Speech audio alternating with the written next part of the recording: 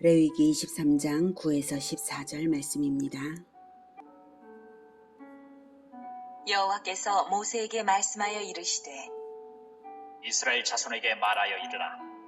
너희는 내가 너희에게 주는 땅에 들어가서 너희의 곡물을 거둘 때에 너희의 곡물의 첫 이삭 한 단을 제사장에게로 가져갈 것이요 제사장은 너희를 위하여 그 단을 여호와 앞에 기쁘게 받으심이 되도록 흔들되 안식일 이튿날에 흔들 것이며 너희가 그 단을 흔드는 날에 1년 되고 흠없는 순양을 여호와께 번제로 드리고 그 소재로는 기름 섞은 고운 가루 10분의 2 에바를 여호와께 드려 화제로 삼아 향기로운 냄새가 되게 하고 전제로는 포도주 4분의 1 흰을 쓸 것이며 너희는 너희 하나님께 예물을 가져오는 그날까지 떡이든지 볶은 곡식이든지 생이삭이든지 먹지 말지니 이는 너희가 거주하는 각 처에서 대대로 지킬 영원한 규례니라.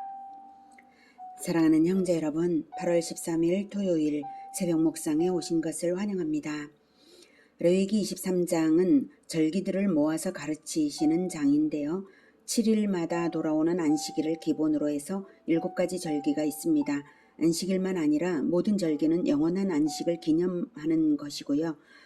그리스도 안에서의 삶을 나타내는 것입니다. 8절까지는 안식일, 유월절, 무교절을 가르치셨습니다. 유월절은 그리스도의 대속 언약을 예표하는 어린 양의 피를 발라서 죽음의 재앙이 넘어가게 하신 절기입니다. 무교절은 유월절부터 시작되는 무교병 먹기를 7일간 하면서 거룩한 가르침을 먹으라는 교훈으로 주신 7일간의 절기입니다. 훗날 예수 그리스도께서는 무교병을 자신의 살과 피라고 하시면서 성찬식을 제정하셨고요. 유월절 양 잡는 시각에 십자가에서 죽임을 당하심으로써 영원한 유월절 어린 양의 언약을 성취하셨습니다. 9절부터는 초실절입니다. 10절에 이 초실절은 너희에게 주는 땅에 들어가서 너희에게 주는 땅에 들어가서 곡물을 거둘 때에 첫 이삭 한 단을 제사장에게로 가져가는 절기입니다. 그러니까 유월절과 무교절은 광야 시대 때도 지켰는데요. 초실절은 가나안에 들어간 후에 가나안 정복을 완수해서 그때부터 드려진 절기가 초실절입니다. 그리고 이것은 안식일 이튿날에입니다. 이튿날에 안식일 이튿날에 그래서 이게 어느 안식일 이튿날이냐면 무교절 기간 중 안식일 이튿날입니다. 이 첫이삭 한 단이기 때문에 초실절이라고 하는데요. 무교절의 안식일 이튿날. 자, 그러니까 유월절, 무교절, 초실절이 다 한 주간 안에 결합되어 있죠. 여기에서는 무교절 기간 중 안식일이다라는 표현은 없어요. 그렇긴 하지만 이때가 추수 7월이기 때문에 이때에 되게 되어 있고 이제 실제로 그렇게 실행을 합니다. 그래서 무교절, 유월절, 무교절, 초실절은 다 한 주간 안에 결합이 되어 있습니다. 유월절의 십자가, 무교병이 예수님의 가르침인 것처럼 이 초실절에도 예수님과 관련된 중요한 사건이 있습니다. 너희에게 주는 땅에 들어가서 그러니까 가나안 전쟁을 승리로 마친 추수 첫날입니다. 승리의 날, 안식일 이튿날 하면 무엇이 떠오릅니까? 바로 부활이죠. 예수님의 부활이 바로 무교절의 안식일 이튿날 초실절에 부활하셨습니다. 부활은 마귀의 머리를 밟은 승리가 증명된 날입니다. 부활로서 증명된 것입니다.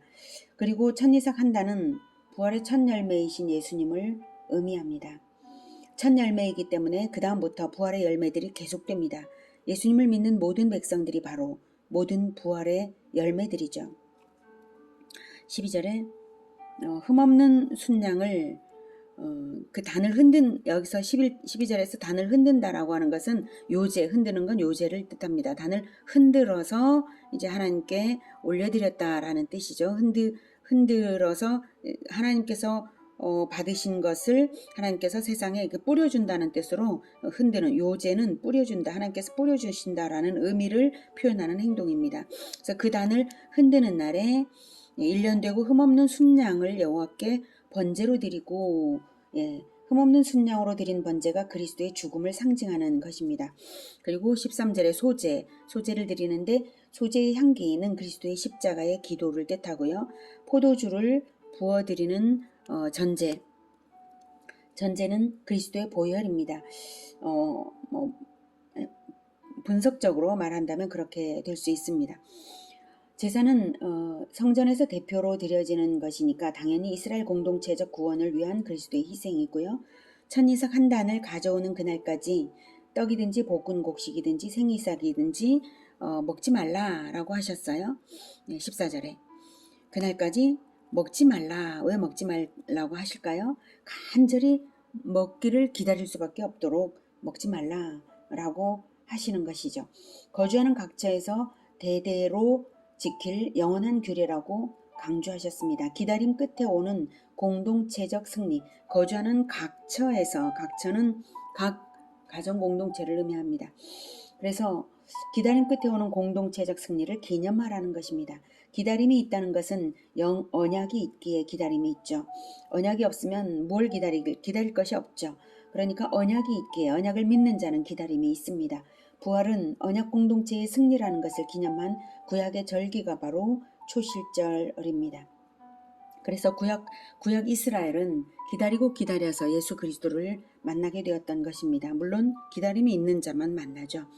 그래서 많은 믿음이 없는 이스라엘은, 믿음이 없었던 대제사장을 비롯해서 믿음이 없었던 이스라엘은 예수 그리스도를 십자가에 못 박아 죽였고요. 그러나 기다림으로 믿음을 가지고 기다렸던 사람들은 예수 그리스도의 제자가 되었습니다.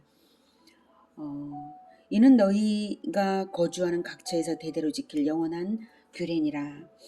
영원한 규례니라. 하나님은 실현을 하시지 않으십니다. 영원한 규례라고 하셨으므로 영원한 규례가 되도록 예수님의 부활로서 영원히 죽지 않는 소망을 분명히 증거하시고, 그리고 초실절은 부활절로 승화되게 하셨습니다. 부활절이 새하늘과 새 땅에서도 계속 지켜질 것입니다. 영원한 규례라고 하셨고, 천국이 조성된 것은 부활로서 되는 것이니까요. 이 땅에서도 건국은 최대의 경축일인데요. 영원한 천국을 이룩하신 부활이 영원히 기념되지 않을 수 없는 것입니다. 이렇게 해서 우리가 예수 그리스도를 믿어서 부활의 열매가 되게 되었는데요. 몇 번째 열매일까요? 예수님은 부활의 첫 열매이시고 우리는 몇 번째 열매쯤 될까요? 야고보서 1장 18절에서는 그가 그 피조물 중에 우리로 한 첫 열매가 되게 하시려고 자기의 뜻을 따라 진리의 말씀으로 우리를 낳으셨느니라. 한 첫 열매, 한 첫 열매입니다. 우리도 한 첫 열매입니다. 한 첫 열매이신 예수님이 첫 열매이시고 우리도 한 첫 열매가 되게 하시려고, 첫 열매가 되셨습니다. 그러니까 첫 열매라는 말은 그 열매를 시초로 해서 이어지는 열매들이 있다는 뜻으로 첫 열매입니다. 이어지는 열매가 있어야 첫 열매예요. 이어지는 열매가 없다면 그 죽은 거죠. 나는 누군가의 전도로 인해서 전도가 되어서 몇 번째인가가 되었겠지만 나로 인하여 예수님을 믿는 사람들이 있으면 나도 첫 열매가 된 것이죠. 한 첫 열매. 우리가 예수 그리스도를 말과 행실로 증거하여서 전도가 성공하기를 하나님이 간절히 원하셔서 예수님을 미랄처럼 죽어서 첫 열매를 맺게 하신 것입니다. 그러니 우리더러도 미랄처럼 죽어져서 또 다른 한 첫 열매를 맺으라는 말씀이십니다. 그렇게 열매 맺을 때 오순절이 성취되는 것입니다. 유월절, 무교절, 초실절을 보았는데요. 이 세 절기는 결국 오순절을 위한 절기입니다. 오순절은 구약시대에는 77절이라고 했습니다. 오순절은 각각의 한 첫 열매들이 엄청나게 확장된 많은 열매로 맺어지는 것을 기념하는 규례, 즉 교회 공동체 탄생을 기념하는 절기입니다. 구약 절기들이 신약 교회를 위한 것이라는 것이죠. 그 증거 구절들을 신약 성경에서 보겠습니다. 먼저 유월절과 무교절은 고린도전서 5장 6절에서 8절. 너희가 자랑하는 것이 옳지 아니하도다. 적은 누룩이 온 덩어리에 퍼지는 것을 알지 못하느냐?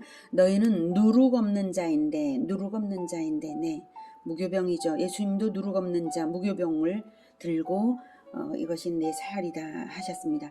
너희는 누룩 없는 자인데 새 덩어리가 되기 위하여 묵은 누룩을 내버리라. 우리의 유월절 양 곧 그리스도께서 희생되었느니라.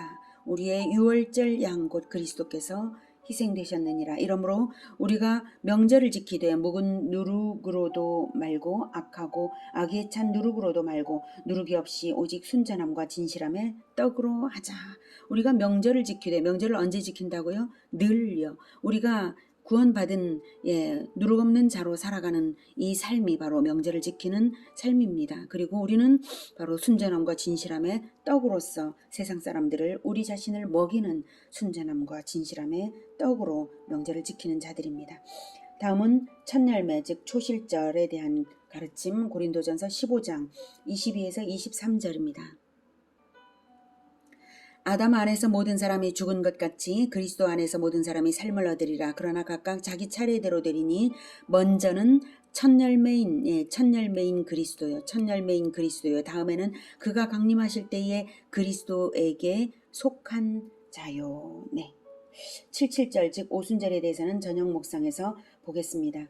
자, 이렇게 6월절, 무교절, 초실절, 77절이 결합되어 있고 6월절에 영원한 6월절 어린 양으로 죽음당하시고 초실절에 부활하시고 무교절 기간과도 같은 우리 구원받은 공동체의 인생을 거룩한 떡으로 먹이시고 마침내 신약 교회 공동체를 탄생시키셔서 천국을 건국하시는 예수님이십니다.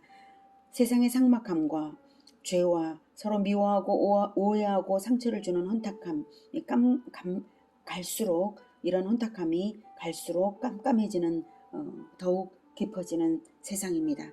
공동체가 사라져가는 시대이고 진정으로 행복한 공동체는 세상에 없습니다. 진정으로 안식하는 공동체도 세상에 없습니다. 오직 그리스도의 보혈로 값주고 산 언약 공동체만이 그리스도의 가르침을 나누어 먹는 교회 공동체만이 세상이 알 수 없는 즐거움으로 진정 안식하는 천국이고 살아있는 공동체입니다. 성회로 공포할 여호와의 절기들을 주신 뜻을 받들어서 늘 복음잔치를 하는 공동체, 늘 무교절이 계속되는 공동체, 늘 진정한 안식과 거룩한 교제로 사람들을 맞이하는 공동체가 되기를 기원합니다. 하나님, 우리를 한 첫 열매가 되게 하시려고 첫 열매 예수 그리스도를 미랄처럼 죽게 하시고 부활하게 하시니 감사합니다. 우리도 예수님처럼 썩어져서 세상을 위하는 한 첫 열매로 계속적인 열매를 맺는 그러한 첫 열매들로 살아갈 수 있도록 도와주시옵소서. 늘 무교절을 살아가는 듯이 명절을 지키는 듯이 살아가는 우리 모두가 되게 도와주시옵소서. 예수님의 이름으로 기도드립니다. 아멘. 이어지는 시간은 개인 기도 시간입니다.